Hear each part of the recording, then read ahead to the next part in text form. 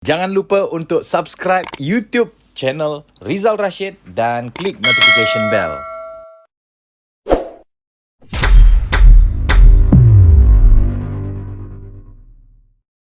Assalamualaikum warahmatullahi wabarakatuh dan salam sejahtera rakan-rakan, tuan-tuan dan puan-puan yang saya hormati dan didoakan dengan kebaikan. Terima kasih kerana menonton video ini dan kali ini saya akan berkongsi dengan tuan-tuan dan puan-puan tentang peranan pengacara majlis. Sebagai seorang pengacara majlis, sebagai seorang Master of Ceremony ataupun MC, kita mempunyai peranan yang sangat penting bagi memastikan satu-satu majlis berlangsung dengan jayanya. Dan kali ini ada 5 peranan sebagai seorang pengacara majlis.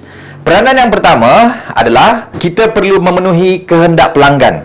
Berapa ramai antara kita yang pernah mengalami situasi di mana bila kita mengacarakan majlis, ada orang datang kepada kita minta announce sesuatu. Ataupun bila majlis berlangsung, ada beberapa orang datang kepada kita untuk kita ubah tentatif program dan seumpamanya. Jadi tuan-tuan dan puan-puan, peranan kita sebagai pengacara majlis, kita perlu memenuhi kehendak pelanggan. Justru untuk perubahan-perubahan secara mendadak sebegitu, tuan-tuan dan puan-puan, kita perlu refer kepada pelanggan kita ataupun event organizer siapa yang melantik kita. Kalau tak pun tuan-tuan dan puan-puan, kita perlu refer kepada person in charge. Justru kita sebagai seorang pengacara majlis, matlamatnya adalah kita perlu memenuhi kehendak pelanggan, iaitu siapa yang hire kita. Yang kedua, peranan seorang pengacara majlis adalah untuk mengawal majlis.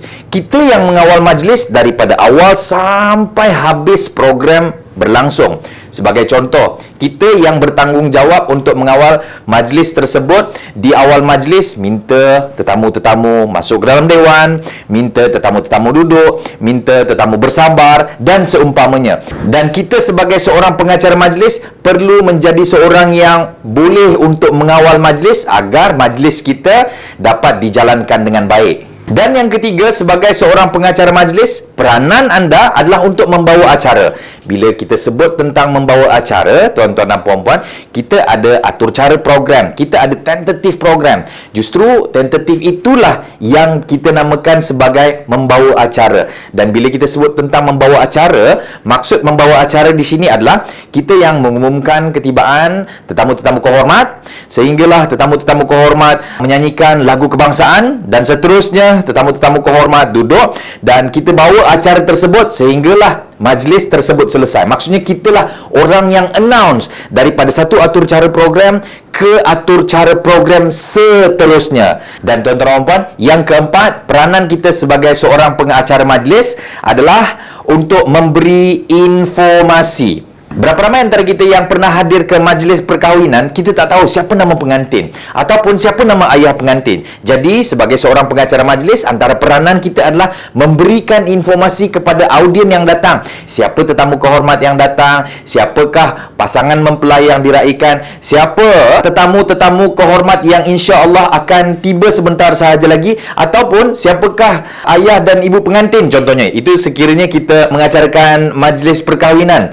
Tapi sekiranya kita mengacarakan majlis rasmi, kita boleh memberitahu audien, kita boleh memberi informasi kepada audien pukul berapa majlis kita berlangsung dan pukul berapa majlis kita dijangkakan berakhir. Dan juga tuan-tuan dan puan, kita juga boleh memberi informasi kepada audien ataupun tetamu yang hadir apakah kita punya atur cara program. Dan make sure tuan-tuan dan puan, untuk informasi-informasi ini kita berikan sebelum majlis itu bermula. Dan anda juga sebagai seorang pengacara majlis boleh memberitahu tentang di mana terletaknya surau, di mana terletaknya dewan makan, dan anda juga boleh memberitahu di akhir program mungkin ada special event, mungkin ada cabutan bertuah dan selanjutnya tuan-tuan dan puan-puan. Jadi sebagai seorang pengacara majlis, peranan kita adalah memberikan informasi supaya audien yang datang mereka tahu apakah yang sedang terjadi dan apakah yang bakal terjadi. Sebab tuan-tuan dan puan perlu diingat, kadang-kadang ada audien yang datang ke tempat kita sebabnya bos yang suruh mereka pergi ke event itu. Justru kita sebagai seorang pengacara majlis inilah yang memberikan informasi apakah event yang mereka sedang hadir itu, tuan-tuan dan puan.